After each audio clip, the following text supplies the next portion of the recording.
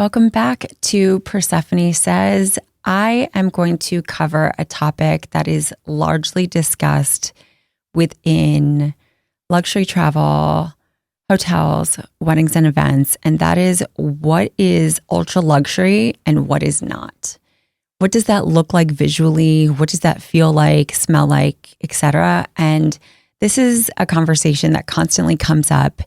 And we do trainings internally at the Media Socialites because it's really important for my team to be able to see it, smell it, call it out, and be able to visually bring that to life, especially for our clients who are either working within that exact space so that they are working with the multimillionaires or billionaire partners or clients, and or that's where they want to go to. So luxury, I feel like, is just something that has been like an overused term. And so for me, it's easier for me to express in words through visuals what it is and what it isn't. So let's just start with the word. When you're operating in an ultra luxury space, to call something luxe is the least luxe thing you can do. It's like someone who has money doesn't talk about all their money and all the things that they have and how much everything is at all times. Like, you'll find that that is just not a thing that happens. So don't use that word when you are talking about your space or your audience. Calling it luxe is like nauseating for me. Visually, we're going to be bouncing all over. So like, hang on. Okay. So visually, what we're finding a lot in the luxury travel space, luxury weddings and events, is that when you have an aerial view, a drone shot as a leading image through, and we're talking specifically through social and digital, that signifies expensive. It's a lot of psychology. So you have a pulled back shot where you can see the property, you can see how luxurious it is with your eyes without saying it. That gives us an understanding, oh, this is definitely going to cost. So if that is your audience, then let's use more drone shots. Let's use more aerial shots. Let's show more white space intentionally versus just like a clusterfuck of things. That is obviously, if you're a maximalist, like that also signifies ultra luxury as well. But it's like how we use the space, how we're using the frame that really defines whether we should or shouldn't use this. For us at TMS, it's all about storytelling. So when we're storytelling and really, for example, we're showcasing a property on TikTok or on Instagram, the way that we talk about it needs to be like we're unfolding a storybook, a chapter book, so that we can connect the dots for your audience. So for example, if you are looking to do more galas or more ultra luxury weddings, then we need to have content pillars to be able to tie it back so that then we have something to like beacon to and talk about, so that one day we're talking about, ultra luxury weddings, the next, and maybe we show that for 3 days or a couple days. And then the next is an unfold of a gala. Like, it needs to make sense. If you are all fucking over the place, then that gives people, again, back to psychology, this like hesitation as to, okay, like I see that it looks expensive, but there's a level of chaos here that makes me feel uneasy. So you don't want anyone feeling uneasy at any time when it comes to your clients wanting to trust you and spend lots of money with you. I think the next thing that we constantly are looking for is how are we focusing on what are we selling in the image or the video or the content. So we use people sparingly because they need to be able to articulate something. They need to be purposeful, intentional. So if there are people in the photo, then they need to be aligned with high fashion, or it needs to just be like an epic moment. But if you are a venue and all of your photos are with people, those people need to be thoughtfully presented in the frame to make sense. Otherwise, your focal point and the way that it's being consumed, it's more about the people and less about the space. So we need to reverse engineer that. And there's just something about so many people in images when you're going through a feed that loses credibility, because it's like you're not showing me what I need to see. You're not telling me what I need to know about your space, your hotel, your services. Like, I'm focused on her face or her dress or whatever nuance. Like, we have to roll it back to, okay, what is the purpose and intention behind what we are selling here, period. So a lot of people use people in their images. If you're a photographer, like, sure, that makes sense from time to time, but think about who you are selling to and what they need to see in order to feel comfortable and confident with you. Okay, these are now like more sticking points for me. So specifically when we're talking again about space, and we'll go back to events. If you're showing a tented events psychologically cost a lot of fucking money. So let's show them inside, let's show them outside, let's show them with a drone, let's show them all sorts of different ways, because it is obviously expensive, just the structure alone. So it signifies expense. That's what your audience is going to be able to understand without you having to state it. So more of that, please and thank you. I also think really illuminating iconic locations. So, if you're at the plaza, make sure that you're sitting at the plaza. There's certain brands and locations that are super popular and important to just kind of call out. So is it a Ritz? Is it a Belmont, an Auberge, an Amman? Like, where do wealthy people go? How can you position yourself there? Can you be, and say you're not there yet, how do you project it forward? Can you go have lunch or dinner there? How can you ingratiate yourself into your audience's life so that they feel comfortable and confident that you're picking up what they're putting down? That's really, really important to show at all times without it being so like in your face. And again, it's like saying luxe, right? It has to be like a wink of luxury.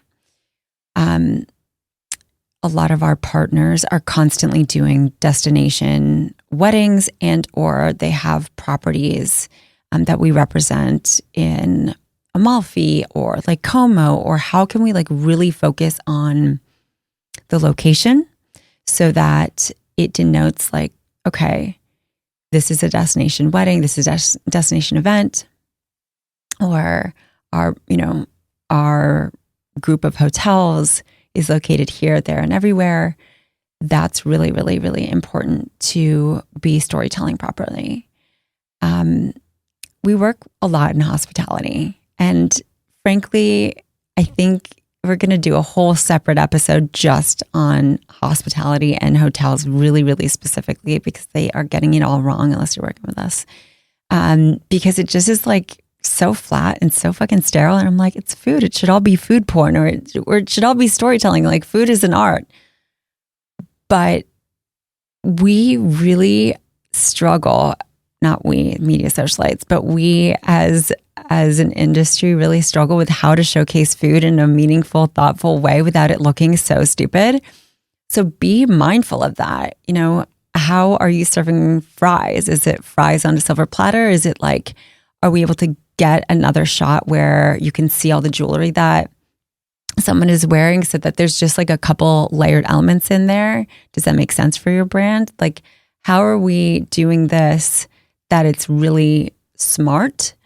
And again, particularly for hotels and hospitality, we forget that we're also creating a storyline of the environment.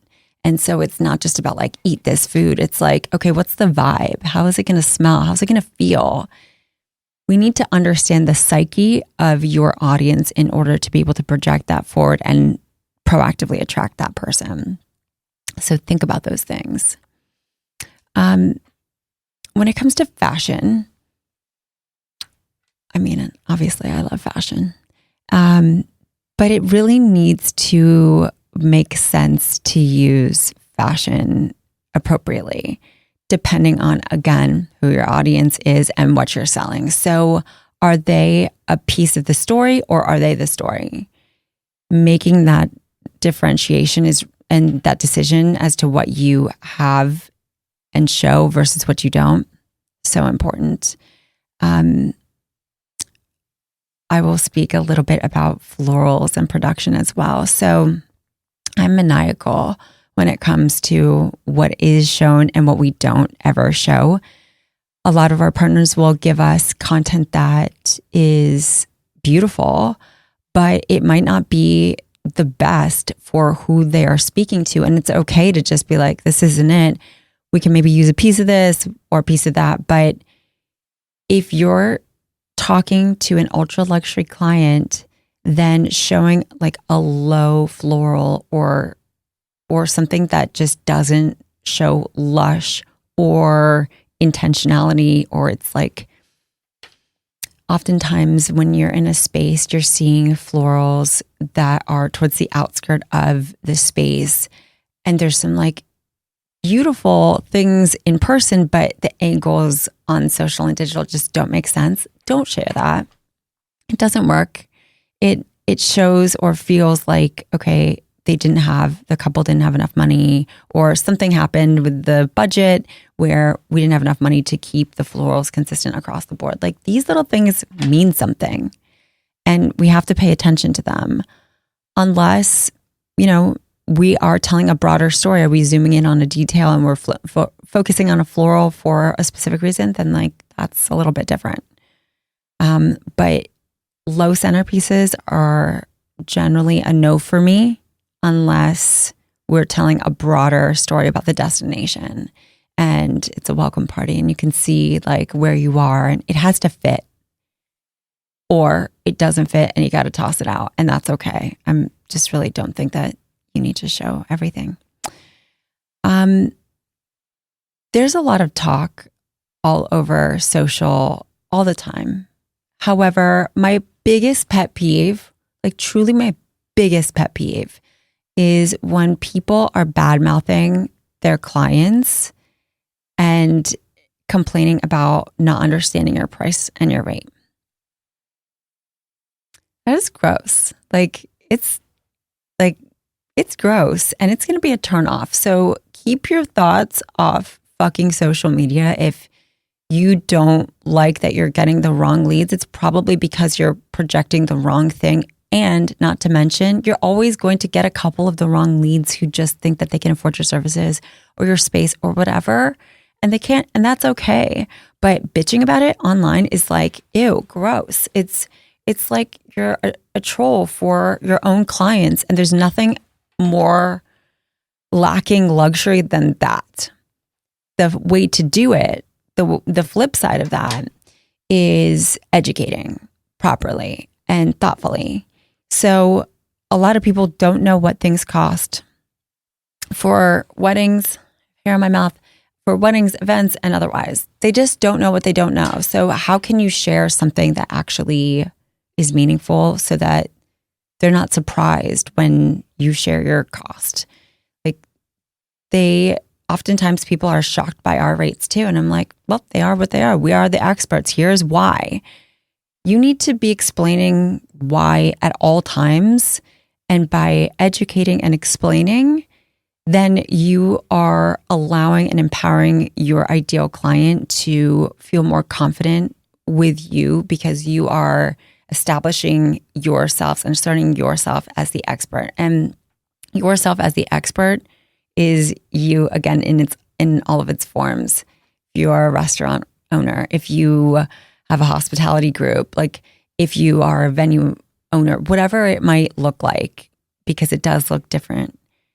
Still coming from a place of education is like the most tasteful thing that you can possibly do. Last couple of things that I want to mention. I think this is going to be a 2-part series. Couple of things I want to mention is that when we're looking at luxury, who we are hiring for photography and videography really, really matters. And both really, really, really, really matter.